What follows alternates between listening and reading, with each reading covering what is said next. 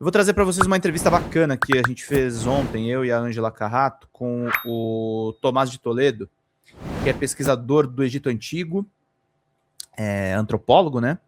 E que morou nos Estados Unidos e tem muito a dizer sobre a crise do Donald Trump. Vamos ver como é que foi essa conversa ontem, foi muito bacana. Vamos lá. De adolescente. Total, as camisas estão todas cinza. É bom. Cresci ouvindo isso também. Mas olha, Thomas, primeiro, prazer e honra ter você aqui. Eu te acompanho nas redes sociais, adoro seus textos, mas nunca o entrevistei, eu acho que vai ser um prazer enorme para mim. E olha, eu queria começar. Você pegou um pedacinho, né, da conversa com a Rose, que também é uma analista de política internacional, mas eu conversei com ela mais América Latina, né? E eu acabei me circunscrevendo em América Latina, exatamente para a gente poder aprofundar nas questões da América Latina, que são cruciais para nós, né? Mas também poder aprofundar com você nas questões envolvendo aí mais a questão Europa, Canadá, Groenlândia, enfim, esse outro lado do Trump tão terrível, tão agressivo, tão Hitler, século XXI. Né? Então, eu queria começar te pedindo uma análise sobre a atuação do Trump lá em Davos, esse lançamento que ele fez desse Conselho da Paz, que eu acho que é qualquer coisa menos da paz. Queria te ouvir sobre isso. Olha, é o assunto do momento. Eu acho que o que a gente tem que combinar vários elementos aqui para poder entender isso aí. Primeiro, né, a ONU está, de certo modo, cansada. Né? A ONU ela não consegue mais ter um papel proativo. A administração republicana, principalmente, ela tem uma postura muito ruim com relação à ONU. Né? Não que os democratas fossem muito melhores, mas ainda eles tinham ainda um grau de articulação a partir desses mecanismos multilaterais. Então, o que o Trump está criando é algo... Na verdade, ele juntou, né, como se fosse o clubinho de amigos dele, né, os países que endossam a política dele, que aí a gente pode ver o quê? Os países ali do Conselho de Cooperação do Golfo, aqui na América Latina, Argentina e Paraguai. Nós temos ali também o Paquistão aderindo, nós vamos ter ali também uma série de outros países ali que estão ligados, de certo modo, né? Então, a Turquia, por exemplo, a Rússia agora parece que vai também aportar, né? Então, até onde eu tinha visto a notícia, a Rússia não tinha confirmado. Agora me parece que a Rússia está tendendo a pender para isso. Então, é uma coisa que, assim, você entra dando 1 bilhão. E o principal empreendimento que eles já vão se dedicar vai ser o quê? A recolonização da faixa de Gaza. Então, é um projeto que já passou pelo Conselho de Segurança da ONU, foi aprovado com abstenção de Rússia e de China, e também com uma série de outros países ali que votaram meio numa situação que ou é isso ou continua o genocídio. Então, foi... Inclusive, o próprio Trump falou que o objetivo dele é exatamente perdoar o Netanyahu pelos crimes que ele cometeu. Então, é uma situação ali muito complicada. Na verdade, é acabar com os indícios, os documentos, as provas dos crimes, do genocídio que o Netanyahu cometeu, né? Na prática é o seguinte, se ele fecha o Acordo de Abraão, o que levou o Hamas a organizar... Que a gente fala Hamas, mas não foi o Hamas. Ele foi uma frente de movimentos palestinos ali da faixa de Gaza, que inclui Jihad Islâmica, vários grupos ali com esse viés mais religioso, que eles fizeram, né, aquele 7 de outubro, como uma resposta a esse Acordo de Abraão que seria assinado entre os países do Golfo, Israel, que eles reconheceriam Israel, e nesses acordos entrou tudo menos a criação do Estado palestino. Então, o Hamas, portanto, ele trouxe a questão palestina de volta ali com aquele movimento. É claro que houve toda uma desconstrução do lado palestino nesse processo, né, associando, que a gente já conhece, né, associando ao terrorismo, associando a tudo aquilo que que historicamente os Estados Unidos sempre fizeram, e Israel, né? Então, o resultado concreto é que Gaza vai ser um grande negócio, né? E todo mundo que está aportando ali o capital vai participar e vai ter algum tipo de investimento, algum tipo de retorno, que eles querem construir ali e transformar Gaza no balneário de Camboriú. Então, terrível os dois, né? Terrível. Capaz de alguém da família Bolsonaro ir lá se candidatar para alguma coisa. Mas então é isso, eles querem transformar Gaza em resort, eles querem, Israel quer explorar o gás que tem ali na faixa de Gaza, que é uma bacia gigantesca. Esse gás interessa para a Europa por causa da guerra na Ucrânia. A Europa precisa de novos fornecedores. Com Gaza sob controle dos palestinos, isso teria alguma dificuldade para o ramal circular. Então, na prática, o que o Trump está fazendo, ele está loteando a faixa de Gaza, ele está loteando a redistribuição do mundo. Então, beleza, né? A questão ali da Groenlândia, a questão da Groenlândia, a gente tem aquele mapa viciado, que é aquela projeção que a gente está acostumada do mapa mundi, só que se a gente tem um globo, a gente consegue ver melhor. O Círculo Polar Ártico, que fica ali no norte, então no Polo Norte, você tem, né, se os Estados Unidos eles ocupam, eles já têm o Alasca, ocupam a Groenlândia, o Canadá fica cercado, e ao mesmo tempo ele projeta nos dois sentidos. Vamos lembrar que a Terra é redonda, né? Às vezes a gente tem que lembrar isso. Né?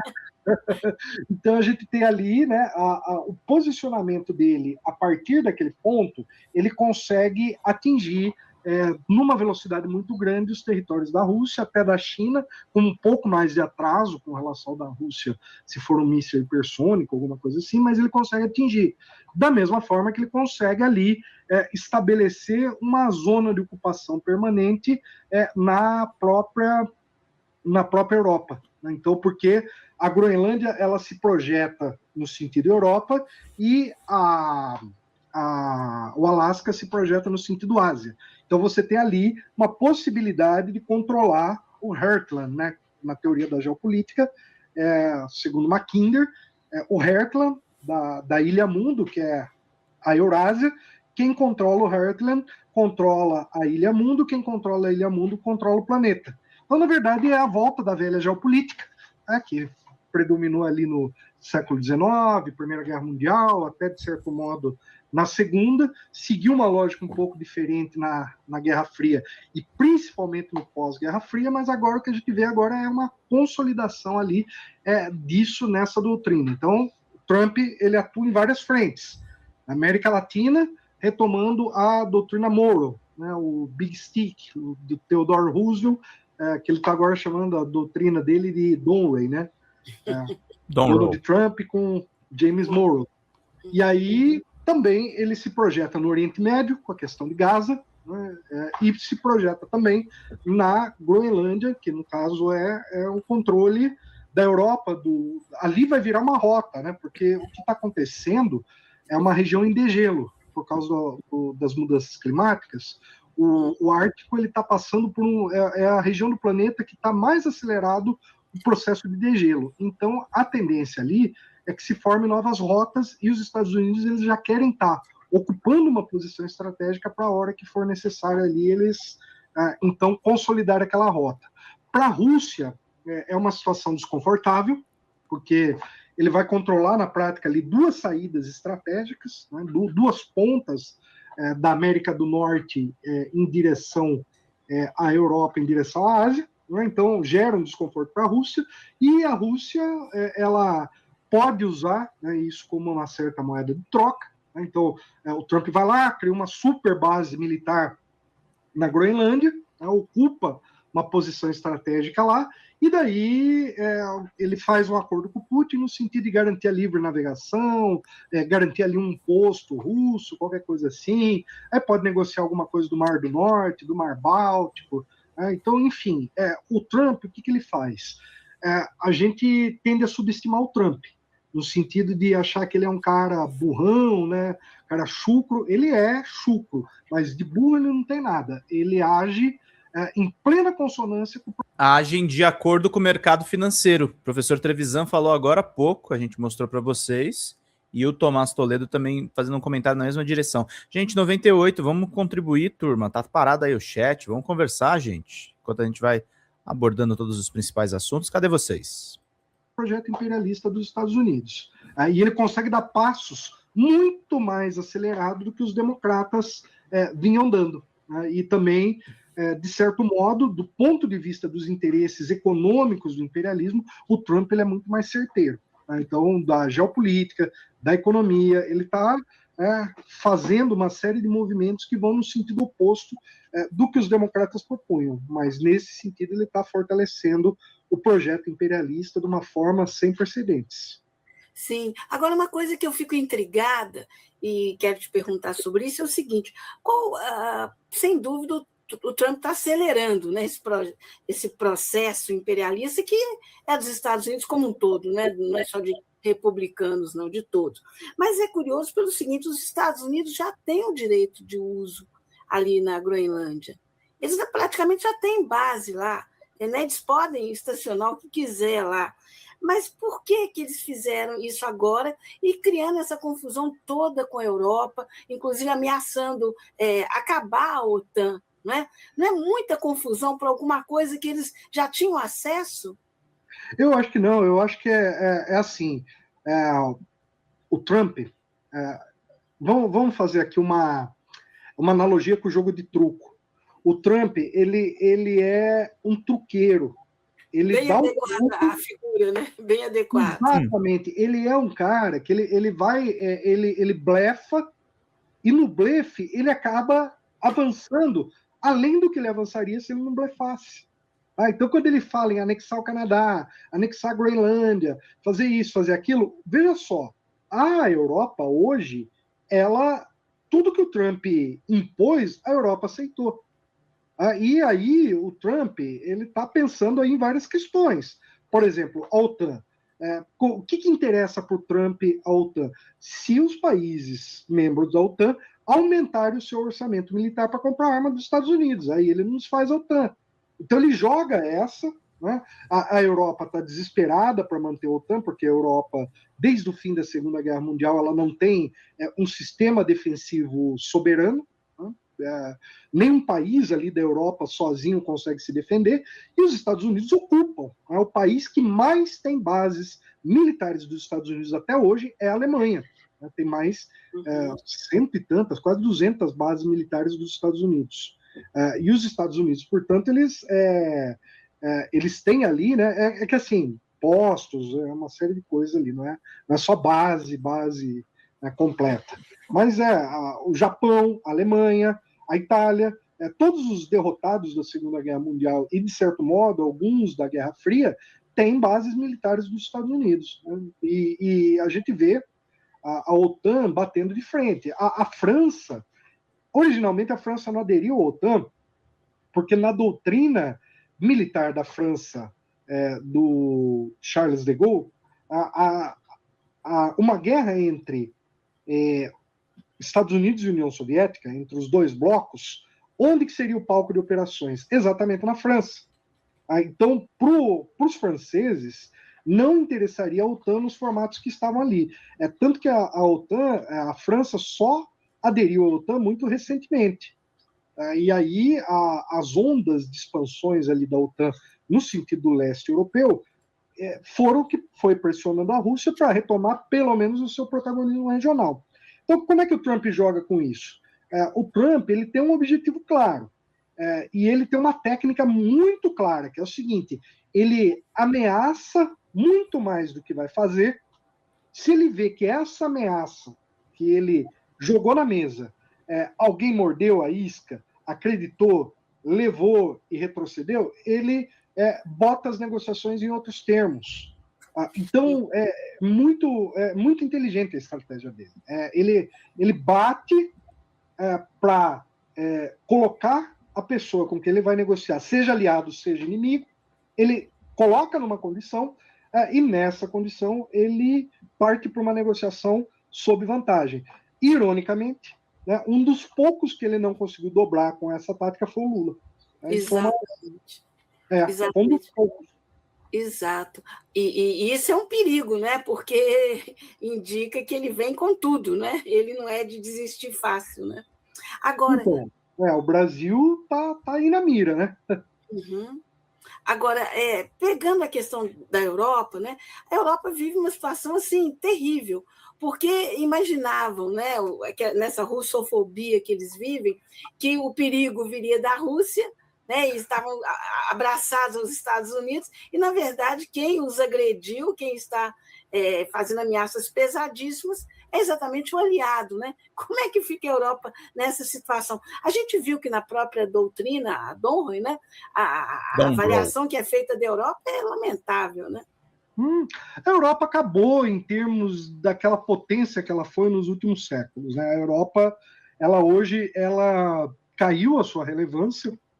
A Alemanha estava indo para um caminho de retomar o seu protagonismo. A guerra da Ucrânia acabou com o projeto industrial da Alemanha, porque a Alemanha ia precisar de gás, ia precisar de energia, e a Alemanha hoje está pagando muito caro da energia que os Estados Unidos fornecem para ela. Né? E a própria defesa ali de Israel que a Alemanha faz não tem nada a ver com comoção por causa do Holocausto. Tem muito mais a ver com Israel ter um acordo com as monarquias árabes ali de ser um hub de transmissão do gás daquela região ali em direção à Europa. Né? Então, o próprio gás da faixa de Gaza. Então, essa dependência energética que a Europa caiu agora no colo dos Estados Unidos, e caiu por uma escolha errada, né? Ter enfrentado ali a Ucrânia. Só que tem um outro lado dessa história também. A guerra da Ucrânia, ela está servindo como pretexto para todos os países europeus que tinham tratados pós-Segunda Guerra Mundial que limitavam a sua capacidade militar, eles estão rompendo, ignorando, renegociando esses tratados, no sentido de que a guerra da Ucrânia ela se tornou um bom negócio para a Europa poder se rearmar. Né? Da mesma forma que o Japão está doido para que essa brecha se abra também para ele, porque o Japão não se arma de uma forma digna, né, desde o fim da Segunda Guerra Mundial. Então, na prática, o que a gente está vendo aqui é o Trump. O Trump ele faz isso com a Europa porque ele sabe que a Europa depende da OTAN.